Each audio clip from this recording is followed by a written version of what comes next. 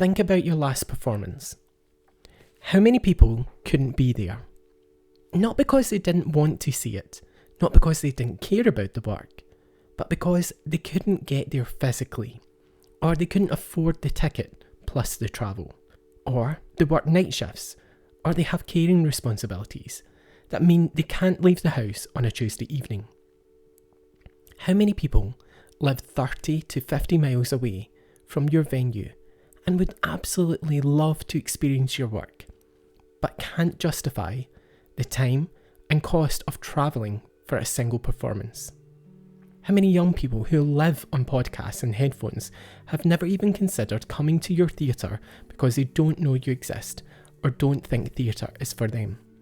These aren't hypothetical audiences, they're real people, and right now you have no way to reach them.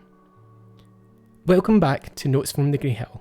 I'm Barry, and today we're talking about the audiences you're currently losing and how audio theatres creates access for people who can't or won't come through your doors. This isn't about replacing live performance, it's about extending your reach to people you're not currently serving. Let me be specific about who we're talking about in today's episode. Rural communities. If you're a city venue, your catchment area might be 20 miles on a good day. Beyond that, people simply can't justify the travel time and cost for a single show. Whether they live in an island, a remote town, a highland community, they're cut off from most professional theatre. Disabled audiences and people living with chronic illness. Even if your venue is fully accessible, getting to the theatre is often impossible before you even reach the front door. Public transport is one of the biggest barriers. Inaccessibility of buses and trains, or unreliable services stations without access, and once you're navigated all of that, the venue itself might offer little help. With only 3 in 10 UK theatres list access services on their website. If you include fatigue, pain, mobility changes, some people simply cannot make the journey even when they desperately want to experience the work. People with caring responsibilities, parents of young children, people caring for elderly relatives or disabled family members. They cannot get out on a Tuesday at 7:30 p.m. That's not their life right now. Shift workers are another example, who work night shift, work in healthcare, hospitality staff. Your programming schedule simply does not fit their lives. They're working when you're performing. Young people, and here's something worth sitting with. The West End is thriving at the moment. Young audiences are going to theatre, but regional theatres and new writing venues are programming around 15% fewer shows than they were a decade ago. And young people who are increasingly priced out of cities and time poor aren't finding their way to those venues. It's not that they've rejected theatre, it's that regional and new writing theatre hasn't found them yet. They consume culture on their phones, on their commute, while they're doing other things. Audio theatre is a language they already speak. And here's the thing that we learned when we tested audio theatre. These audiences exist. They're real and they want access to your work.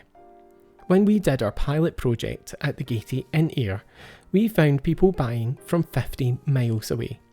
People who would never have travelled to Ayr for a single performance, but were willing to pay to experience the work at home.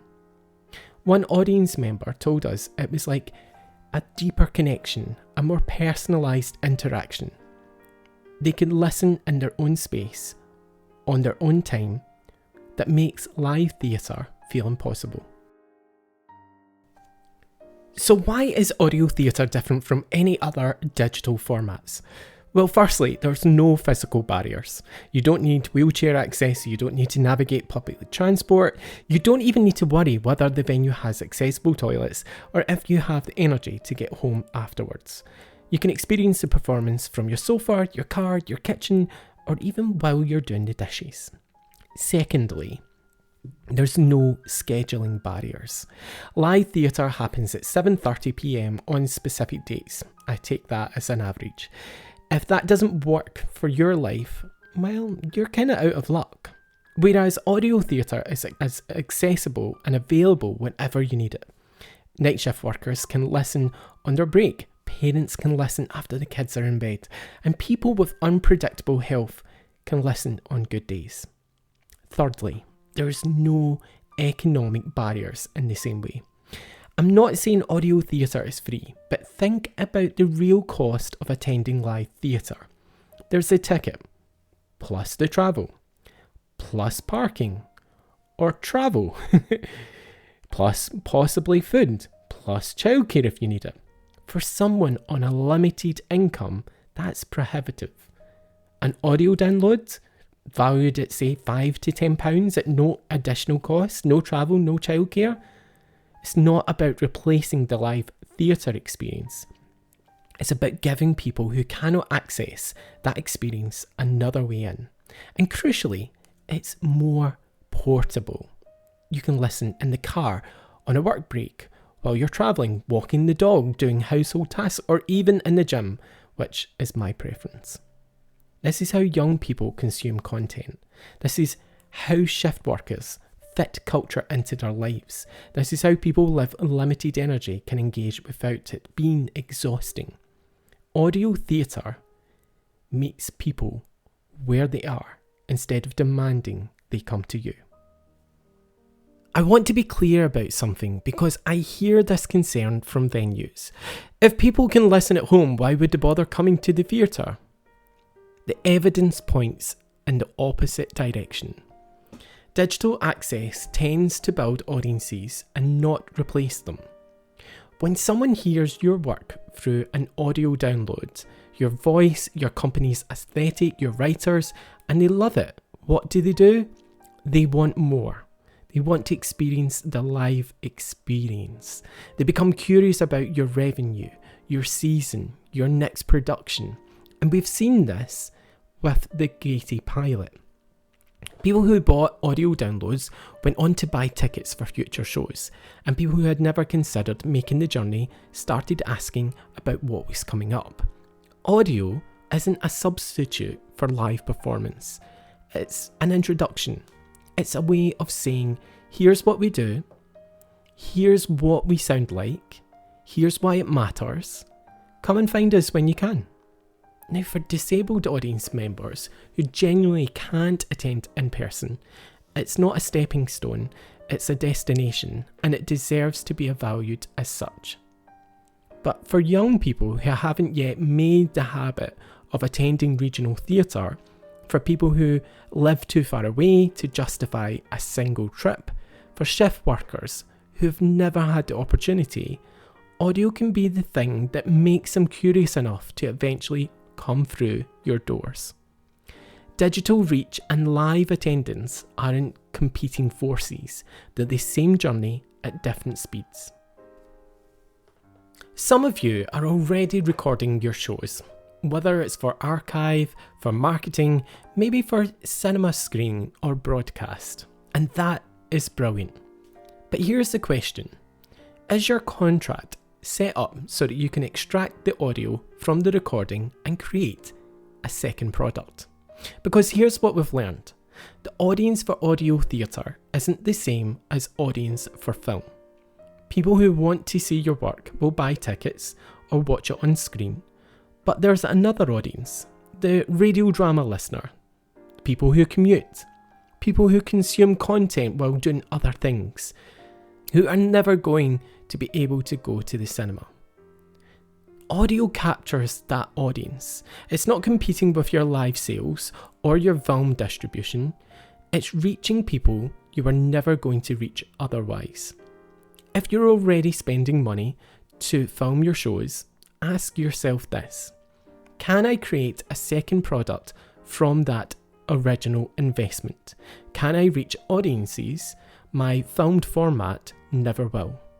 The Grey Hill can help you audit these contracts and turn existing recordings into new accessible products, with agreements that protect everyone involved and generate income from audiences your current formats don't serve. Now let me talk to the CEOs and producers listening, because access isn't just the right thing to do, it's also very smart business. Firstly, new revenue from new audiences. When we analysed sales from our pilot project, we found audiences buying from 50 miles away. That's 50 miles beyond the theatre catchment area for the live performance. That's revenue you were never going to capture otherwise. And here's a number that matters. If just 2% of your ticket buyers also purchase the audio download, that covers your production costs and becomes cost positive. 2%. That's not a huge conversion rate, that's achievable. The second thing about this is that risk diversification. Right now, I would say that most venues have two income streams. That is ticket sales and possible sales from bar or cafes. If a show doesn't sell well, you've lost money. Audio gives you a new third income stream, and crucially, it's a long tail income. A show that runs for, say, a week generates ticket revenue for the week. The audio recording, it can generate income for years to come. That is risk diversification. That is sustainability. Now, third and finally, this meets funding requirements. If you've ever written a funding application to Creative Scotland or Arts Council England as an example, you know they care about access and reach. They want to know who you're serving beyond your immediate community. Audio theatre gives you data, geographic spread, demographic information, proof that you're reaching underserved audiences. That's evidence for funding applications, supports your social impact, and that's impact you can demonstrate to funders. So where does money go when we talk about digital? It's such an interesting conversation and it can be hard to explain. But here's a frame that I find useful. Think about what happened to high streets when the internet took over retail, or what happened to local music when streaming platforms replaced record shops. The product was still available. In some ways, it was more convenient, but the money stopped circulating locally. The independent shop closed and the local label folded. The ecosystem that had sustained creative communities for decades quietly collapsed. Now, digital culture is at the same crossroads. When someone pays for a movie streaming platform, they're not doing anything wrong, but the value flows upwards and outwards to centralised commissioning decisions, for example made in London or Los Angeles, to shareholder returns away from the local creative communities that actually make culture feel alive. The grey hill is a different model altogether. When an audience member pays to download a recording of your show, that money goes to the creatives who made it, to the venue that sold it, and back to the local cultural ecosystem that produced it in the first place. I like to think of it as it's a local shop, but for digital culture. People, consumers, customers are already understand why it matters to choose the independent bookshop over the multinational retailer, or the local record shop over an algorithm. They know that convenience isn't the only thing that counts. They know that where their money goes shapes what kind of cultural life their community can sustain. We are asking them to apply that same thinking to theatre, to see a £7 audio download not just as a product, but as participation, as a way of keeping local creative work alive in a landscape that is increasingly favours scale over local focus. We're not trying to be the next Netflix. We're trying to be a local independent, small, rooted, accountable to the communities and the artists we serve. So let's talk about what this actually looks like for your theatre. You already program live performances, offer events, music, theatre productions, new writing showcases. You already curate. You have taste, you know your audience. Now you can program digital in the same way. That offer event, record it and offer it as a download for people who couldn't attend. That music performance, capture the audio and create the album. That script in hand reading of new writing, that becomes a pilot project you can sell. That archive production, extract the audio and create a new digital product. You're not becoming a tech company, you're not building a platform, you're doing what you already do. Curating brilliant work and extending its reach beyond the people who can physically be in the room. And here's what matters. This is theatre sector serving the theatre sector. The Grey Hill isn't a big tech platform.